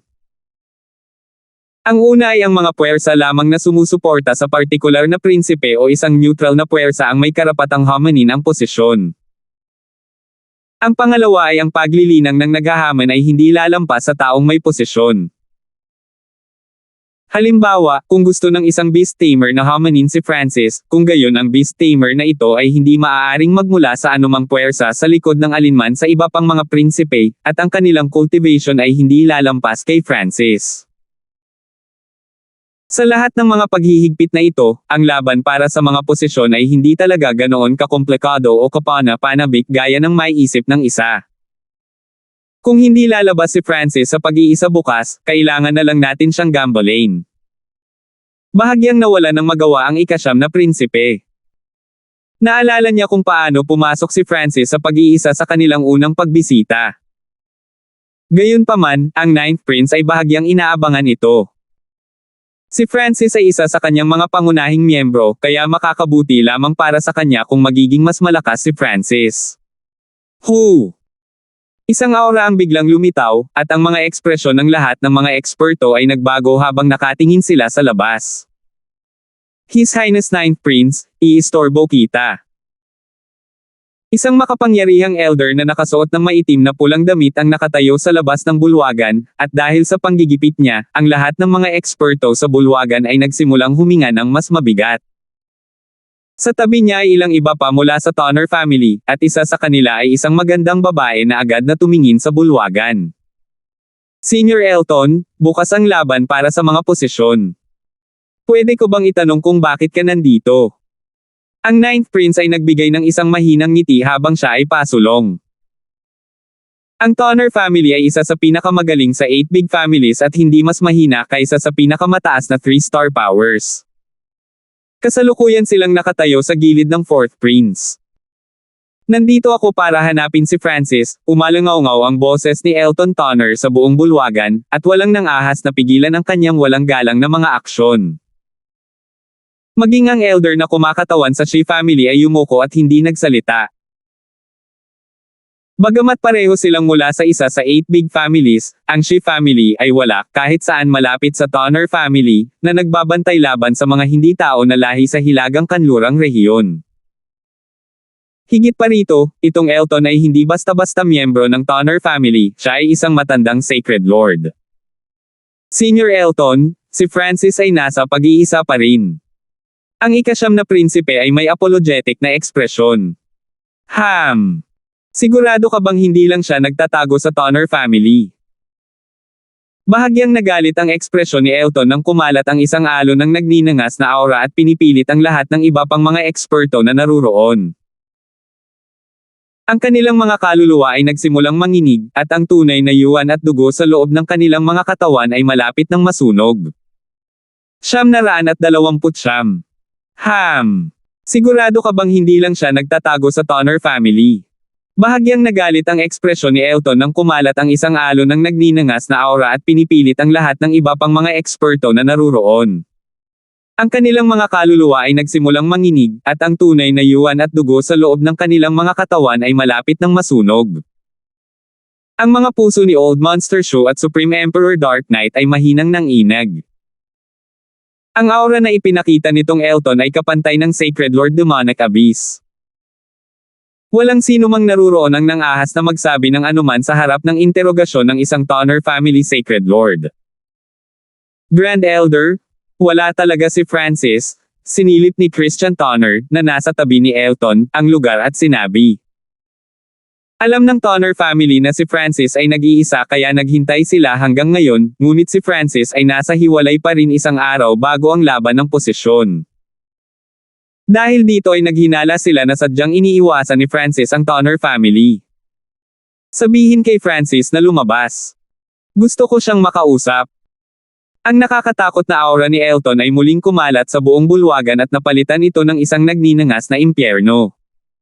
Senior Elton, hindi ito maganda. Sinusuportahan mo ang ika-4 na prinsipe, ngunit gusto mong abalahin ang isang miyembro ng aking koponan mula sa paglilinang. Kailangang sabihin ito ng ika-9 na prinsipe, at naniniwala siyang alam ni Elton ang ibig niyang sabihin. Ito ang mga patakaran para sa paglaban para sa Crown Prince. Ang mga puwersa sa likod ng bawat prinsipe ay hindi makagambala sa mga nasasakupan ng iba pang mga prinsipe. Ang ika-9 na prinsipe ay hindi sumuko sa panggigipit ng Tonner family na nagpasaya sa mga eksperto sa loob ng bulwagan, ngunit sa parehong oras, malinaw na naramdaman nila ang pagkakaiba sa pagitan nila. Ang 4th prince ay hindi lang ang pinakamataas na 3-star Tonner family sa likod niya, mayroon din siyang Dong family at 2 Grand Duke Palaces. Kahit na ang 4 stars kay Suspension Palace ay nakatayo sa likod ng 4th prince. Mayroon ding hindi mabilang na 2-star at 3-star forces. At gayon pa man, ang Tonner family lamang ang natakot sa lahat mula sa panig ng 9th prince. Grand Elder, bakit hindi na lang tayo maghintay ng ilang sandali? Bukas ang araw ng mga laban, kaya tiyak na lalabas si Francis sa pag-iisa, bahagyang nagbago ang ekspresyon ni Christian habang sinabi niya. Maging ang Tonner family ay hindi nang ahas na suwiin ang mga alituntuning itinakda ng mga imperial. Fine. Pero kung hindi pa nakalabas si Francis sa pag-iisa bukas, aaminin ko na hindi siya sasali sa laban para sa mga posisyon, ibig sabihin hindi siya ituturing na miyembro ng puwersa ng 9th prince. Tiningnan ni Elton ang ika-9 na prinsipe na may bahagyang papuri, ngunit pagkatapos ay tiningnan ng iba pang mga eksperto na naruroon na may nagbabantang kahulugan. Pagkaalis ni Elton at ng iba pa mula sa Tonner family, bumalik sa normal ang temperatura ng bulwagan, ngunit tahimik na ngayon. Nakaramdam ng kawalan ng magawa ang ika-9 na prinsipe. Kung narito ang Briggs family, nagawa nilang makipaglaban sa mga tuntunin ng momentum at hindi mawawala ng labis na moral. Sa sandaling ito, isang mabait na lalaking nakasuot ng dragon robe ang lumakad. Zillian, huwag kang sumuko. Bagamat walang maraming puwersa sa likod mo, lahat ng miyembro ng iyong koponan ay mga elite at puno ng potensyal. Ika-11 tiyo. Bahagyang nagbago ang ekspresyon ng ika-9 na prinsipe, at nakaramdam siya ng labis na ayaw. Bilang pinuno, ang lahat ay umabot sa yugtong ito para sa kanyang kapakanan, kaya hindi siya maaaring magpakita ng anumang mga palatandaan ng pag-aalinlangan. Nagningning ang mga mata ng 9th prince. Hindi niya kayang pabayaan ang lahat. Kasabay nito, ang mga nakakuha ng pwesto ay nakadama ng tiwala at puno ng galit. Naniniwala ako na lahat ay namumukod tangi at hindi mapapalitan ng iba sa laban para sa mga posisyon bukas. Ang 9th prince ay tumingin sa isang dakot ng mga tao. Ang mga hindi kabilang sa isang puwersa ay maaaring sumali sa paglaban para sa mga posisyon, ngunit ang mga individual na ito ay hindi maglalakas loob na kumuha ng posisyon mula sa isang malakas na puwersa at pupunta lamang para sa mas mahihinang puwersa. Kinabukasan, nagsimulang kumilos ang Draconic Providence ng buong Great Gunlord Dynasty, na parang isang gintong dragon ang malapit ng magising. Ang Draconic Providence ay lumusot sa bawat direksyon. Mayroong 10 arena sa pinakamalaking larangan ng martial arts sa Great Gun Imperial Palace. Ang larangan ng martial arts ay napapaligiran ng isang bulwagan kung saan nanunood ang mga prinsipe at ang kanilang mga puwersa. Sa itaas ng Imperial Palace sa mga ulap 1,000 milya ang layo ay hindi mabilang na mga eksperto at puwersa. Pavilion Master B, sabihin kay Francis na lumabas sa pag-iisa. Ang ika-9 na prinsipe ay mahinang umiling. Nakalimutan ba talaga ni Francis ang laban para sa Crown Prince? Bilang Ocean Smoke Pavilion Master, ayaw ni Clarissa na matakpan si Francis, ngunit kailangan niyang sa puntong ito. Bahagyang tumango si Clarissa at umalis patungo sa kinaroroonan ni Francis. Sa sandaling ito, si Christian ay dahan-dahan nang naglalakad. Your Highness Ninth Prince, hindi pa rin ba lumalabas si Francis sa pag-iisa? Nahulog ang puso ng lahat. May dumating na mula sa Tonner family. Kung ginawa ni Elton ang ginawa niya kahapon at tinanong sila sa harap ng lahat ng puwersa ng Lord Dynasty, ano ang dapat nilang gawin? Habang sila ay nag-aalala, isang boses ang tumunog, "Ika-9 na prinsipe, nahuli ako." Lumapit si Francis na may paghingi ng tawad, at tumingin ang lahat ng puwersa sa paligid ng ika-9 na prinsipe. Ang karumaldumal na pangalan ni Francis ay kumalat sa buong Great Gun Lord Dynasty 4 na taon na ang nakararaan, ngunit palagi siyang nag-iisa pagkatapos makarating sa Imperial Palace, kaya walang nakakita sa kanya o sa kanyang mga kakayahan sa pagpapaamo ng hayop. Gayunpaman, nakuha niya ang isang mahalagang posisyon. Ang Sacred Lord mula sa Tonner family ay dumating kahapon dahil din kay Francis. Ang pagdagdag ng lahat ng ito kasama ang karumaldumal na pangalan ni Francis ay naging dahilan upang sila ay lubos na hindi nasisiyahan kay Francis. Kung hindi dahil sa katotohanang si Francis ang Grand Elder ng Ocean Smoke Pavilion at may magandang relasyon kay Duke Nanfeng, hinikayat na sana nila ang ika-9 na prinsipe na kunin ang posisyon ni Francis. Francis, okay lang basta dumating ka. Ang Ninth Prince ay may malabong ngiti habang sinisiyasat niya si Francis. Ang elder mula sa Shi family ay may nagulat na ekspresyon. Ang lakas ng buhay at lakas ng katawan ng junior na ito ay kapantay ni Elton. Kailangang malaman ng isa na ang Shi family ay tradisyonal na isang pamilyang nagpapalakas ng katawan, at si Elton ay isang henyo mula sa nakaraang henerasyon na nagpagising sa kanyang bloodline. Iniimbitahan ka ni Francis, ang Grand Elder ng Tonner family para makipag-usap. Ininspeksyon muli ni Christian si Francis na may komplikadong ekspresyon, ngunit hindi niya itinago ang papuri sa kanyang mga mata. Sa sandaling ito, naabot na ni Francis ang huling yugto ng Void God Realm, ngunit nagbigay siya ng hindi maarak na pakiramdam. Ang kanyang matatag na aura ay nalampasan ang karamihan sa mga sinaunang emperador, at ang kanyang ginintoang mata ay nagpabagabag sa isa. Gayunpaman, ang pinakanatuwa sa kanya ay ang pakiramdam niya na ang perpektong Blood Devil Son bloodline ni Francis ay naging mas dalisay. Wala akong dapat pag-usapan sa Tonner family. Alam kaagad ni Francis kung ano ang gustong pag-usapan ni Christian sa sandaling makita niya siya. Noon, sinabi niya kay Christian na pinuputol niya ang relasyon ng orihinal na may-ari. Francis, anuman ang anumang bagay, ang iyong katawan ay kabilang sa Tonner family, at ang dugo ng Tonner family ay dumadaloy sa iyo. Iyan ay katotohanan. Hindi ka makakatakas mula rito, panghihikayat ni Christian. Kung babalik si Francis sa Tonner family, tiyak na magiging supreme expert siya ng Lord Dynasty. Ang pag-iisip ng kanyang perpektong bloodline ay may bahid ng pag-asa para sa Tonner family na maging pinakamalakas na 3-star power, at marahil ay isang 4-star superpower. Takasan. Hindi ganoon ang iniisip ni Francis. Hindi niya sinubukang tumakas. Kung nais ng isa na bilangin ang bawat solong pagkakatali mula sa nakaraan, hindi ito matatapos. Ang pagtakas ay ang iniisip lamang ng Tonner family na nangyayari. Naisip nila na iniiwasan sila ni Francis. Fine, sasama ako sayo. Napabuntong hininga si Francis habang ang kanyang tingin ay naging mapagpasyahan. Kailangang may wakas dito. Ang Tonner family ay isa sa pinakamalakas na kapangyarihan, at ito ay isang napakalaking puwersa na malalim na konektado sa mga imperial. Kung hindi niya naresolba ang hindi pagkakaunawaan na ito, magtatagal ito magpakailanman. Nang makitang sinusundan ni Francis si Christian, nagpakawala ng hininga ang puwersa ng ika-9 na prinsipe. Medyo alam nila ang tungkol kay Francis, at habang naiinggit sila ay naguguluhan sa parehong oras. Bakit hindi na lang sumali si Francis sa Tonner family noong una? Ang hitsura ni Francis ay nakakuha ng atensyon ng maraming eksperto mula sa bulwagan ng ika-13 prinsipe. Ang panisukat na mukha na Grand Elder ng Duanmo family at Queenly ay tumingin kay Francis na may komplikadong ekspresyon habang ang ika-13 prinsipe at ang mga mula sa Nine Darkness Palace ay may intensyong pumatay sa kanilang mga mata. Tahimik ang bulwagan ng 4th Prince. Ang malaking bilang ng mga nakakatakot na pag-iral ay naging sanhi ng takot sa ilang 2 star at 3 star na puwersa na huminga ng malakas. Sa sandaling ito, nagpakita si Christian kasama si Francis sa labas ng bulwagan. Francis. Ang ika-4 na prinsipe ay tumingin kay Francis at naramdaman na siya ay mas matatag kaysa dati. Kasabay nito, ang iba pang mga eksperto sa loob ng bulwagan ng 4th Prince ay nag-inspection din sa batang ito na may gininto ang buhok.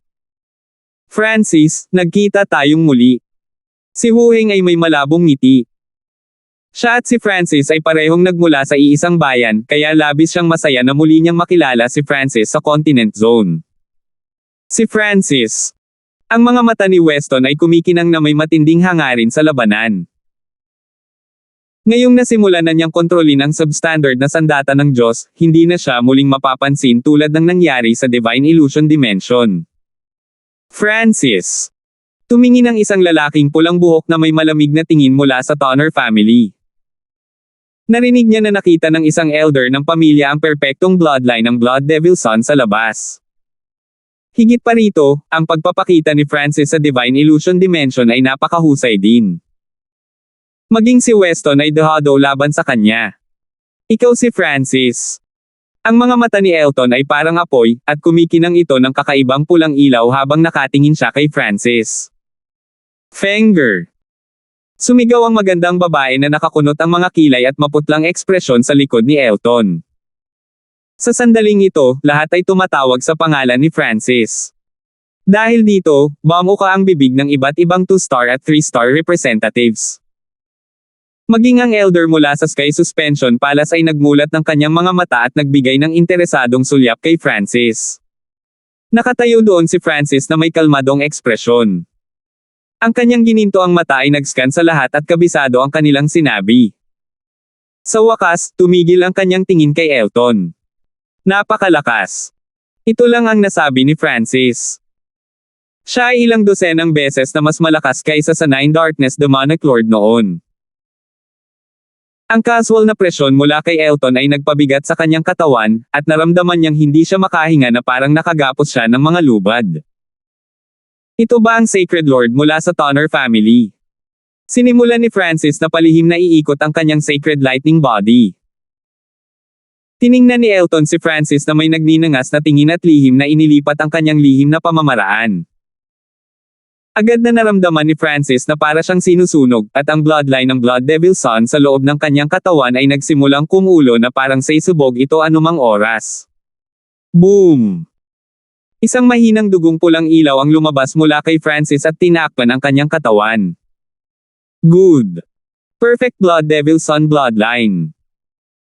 Ang mukha ni Elton ay puno ng kagalakan at pinanibik habang siya ay tumayo at inilatag ang kanyang nakakatakot na nagninangas na aura. 930. Good. Perfect Blood Devil Son bloodline. Ang mukha ni Elton ay puno ng kagalakan at pinanibik habang siya ay tumayo at inilatag ang kanyang nakakatakot na nagninangas na aura. Kung hindi dahil sa katotohanan na ang Imperial Palace ay ginawa mula sa matibay na materyales at may proteksyon ng Draconic Providence, ang bulwagan na ito ay gumuho na. Napatingin ang lahat sa parang salamin na pulang ilaw na kumikinang mula sa katawan ni Francis nang may pagkabigla. Perfect Blood Devil Son bloodline. Ito ay isang malakas na bloodline na maaaring may rank sa nangungunang 10 mga bloodline ng Imperial daw. Kung nakontrol muli ng Tonner family ang bloodline na ito, hindi imposibleng maging 4-star power sila sa hinaharap. Ang puso ng isang elder mula sa pamilya Dong ay umangat sa hangin, at ang mga ekspresyon ng lahat ng puwersa ay nagbago. Naramdaman ng lalaking may pulang buhok sa tabi ni Elton na kumukulo ang dugo sa kanyang katawan. Perfect Blood Devil Son bloodline, naisip ng lalaking pula ang buhok habang nakatingin kay Francis na may intensyong labanan. Malungkot ang ekspresyon ni Francis nang imulat niya ang kanyang gininto ang mata, at isang sinaunang at mapanglo na aura ang pinakawalan mula sa misteryosong gininto ang bola sa dimensyon ng kanyang kaliwang mata. Ang bloodline ng Blood Devil Son sa loob ng kanyang katawan ay agad na nanginig at kumalma. Nawala pa rin sa tuwa si Elton ng bloodline ng Blood Devil Son ni Francis, ngunit bigla niyang napagtanto na napigilan ito. Tumingin si Elton sa mata ni Francis at bahagyang nabigla. Ang batang ito ay mayroon ding malakas na eye bloodline sa loob ng kanyang katawan, at ang pakiramdam na ibinigay sa kanya ng eye bloodline na ito ay hindi mas mahina kaysa sa Purple Star Eyes bloodline ng Briggs family.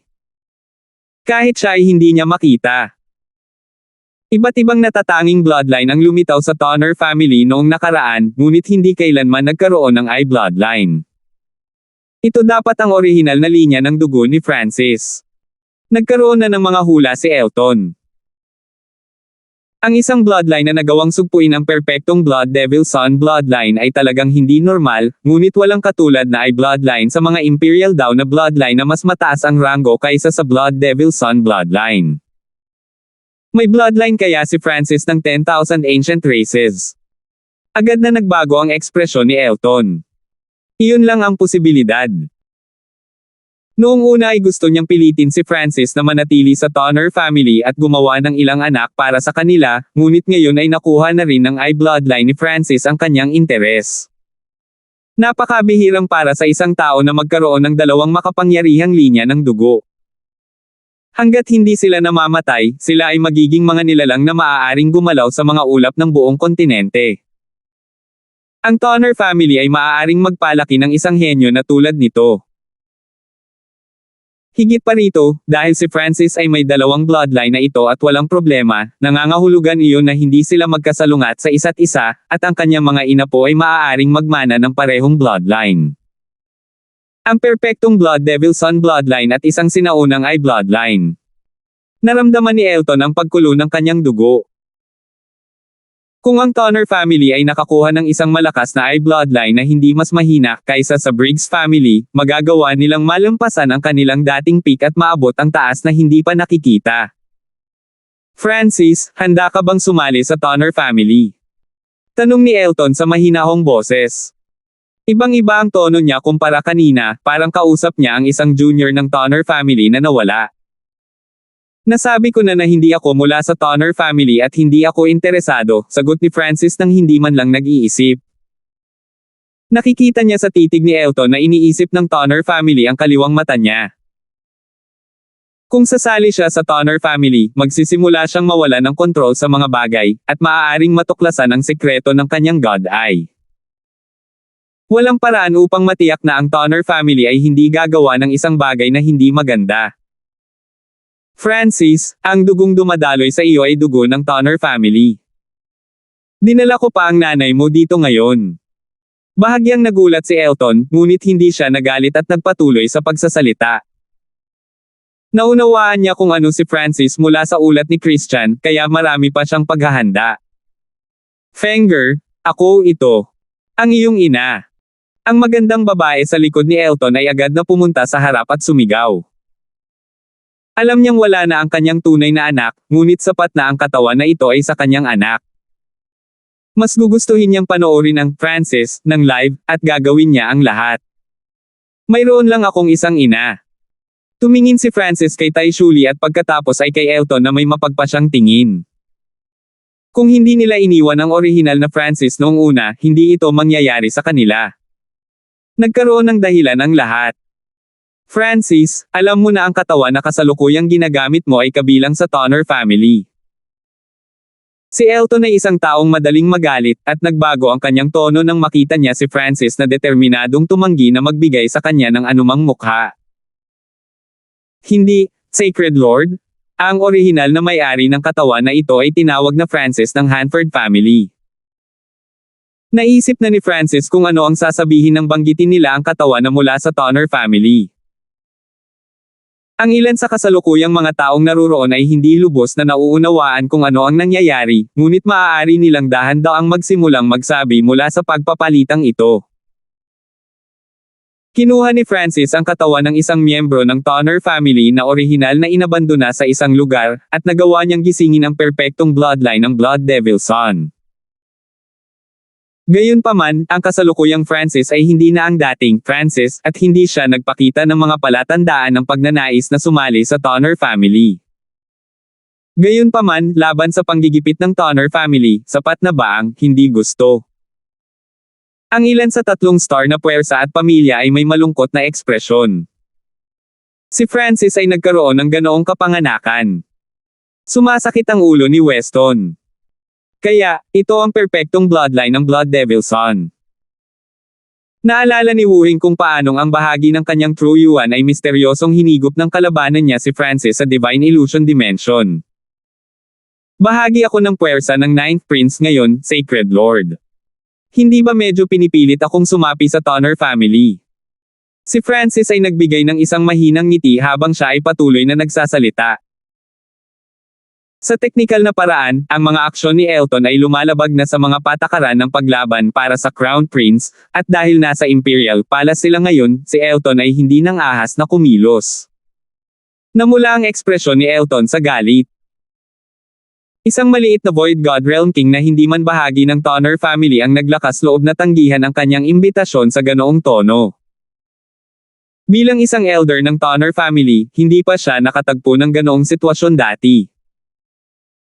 Isang hindi nakikitang nagninangas na mainit na aura ang tumaas, at ang mga hari at emperador sa loob ng bulwagan ay nakaramdam ng pagkatuyo. Senior Elton, mangyaring huminahon. Magsisimula na ang mga laban para sa mga posisyon. Agad na bumangon ang ika-4 na prinsipe at pinigilan ang galit ni Elton. Pagkatapos yumoko, umalis si Francis sa bulwagan ng 4th Prince. Let's go! Nagsimula na ang laban para sa mga posisyon. Mabilis na kumalma ang ika-4 na prinsipe, at tumayo ang 10 miyembro na may makapangyarihang aura. Sina Hugh, Weston, Wuheng, at ang pulang buhok na lalaki ay bahagi ng 10 ito. Pagkatapos umalis sa bulwagan, dumiretso si Francis sa arena. Ang arena ay ginawa mula sa isang heaven-grade na material at naglalaman ng maraming array. Kahit na ang simula ng mga Sacred Lords ay halos hindi makapinsala dito. Ang arena ay protektado ng mga arrays at Draconic Providence upang maprotektahan laban sa anumang shockwave.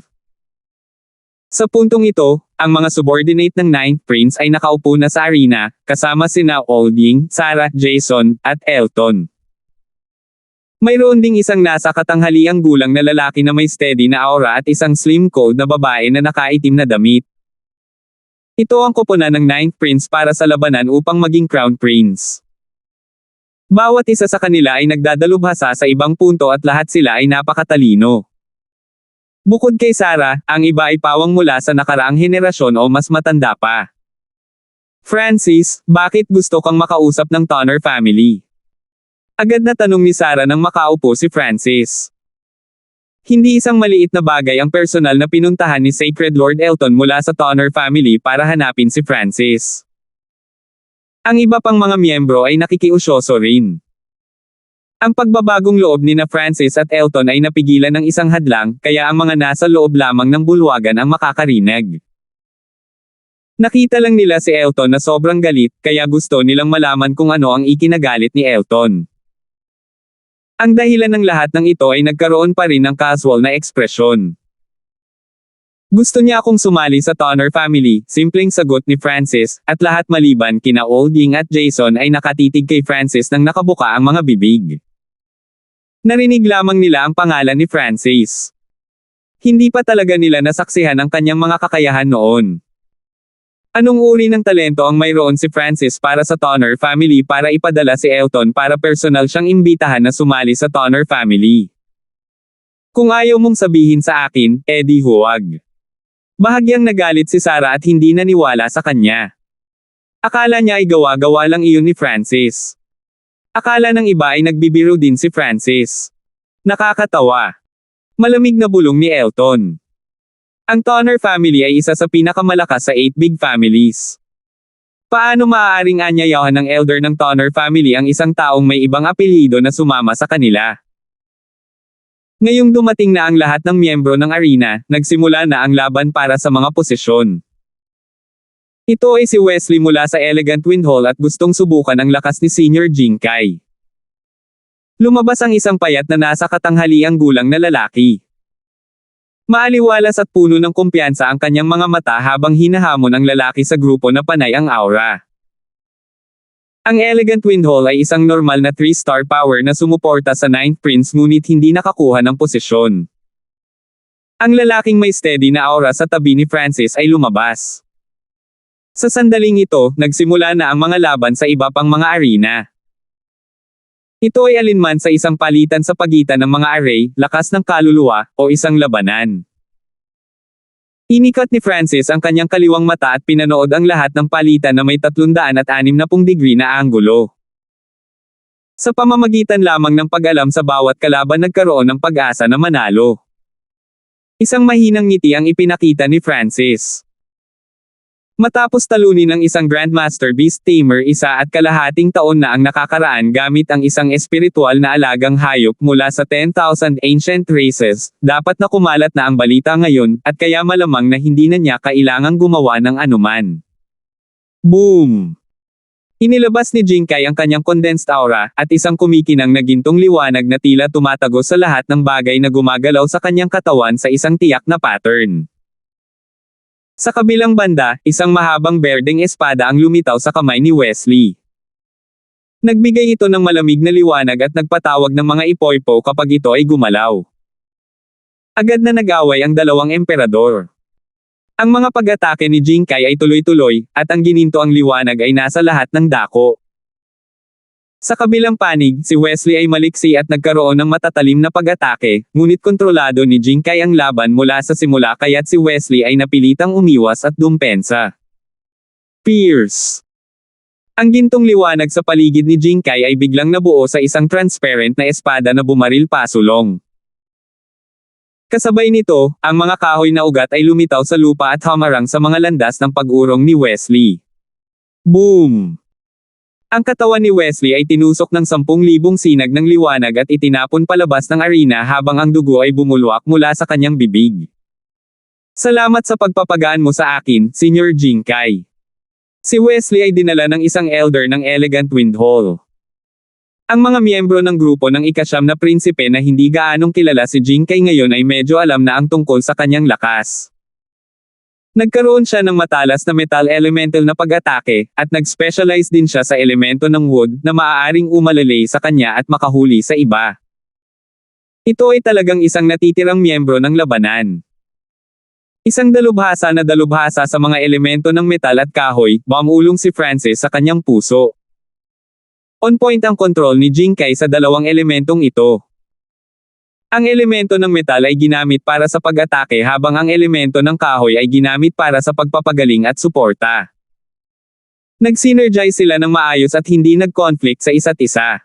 Salamat po at sinamahan ninyo ako, ingat lagi mga master.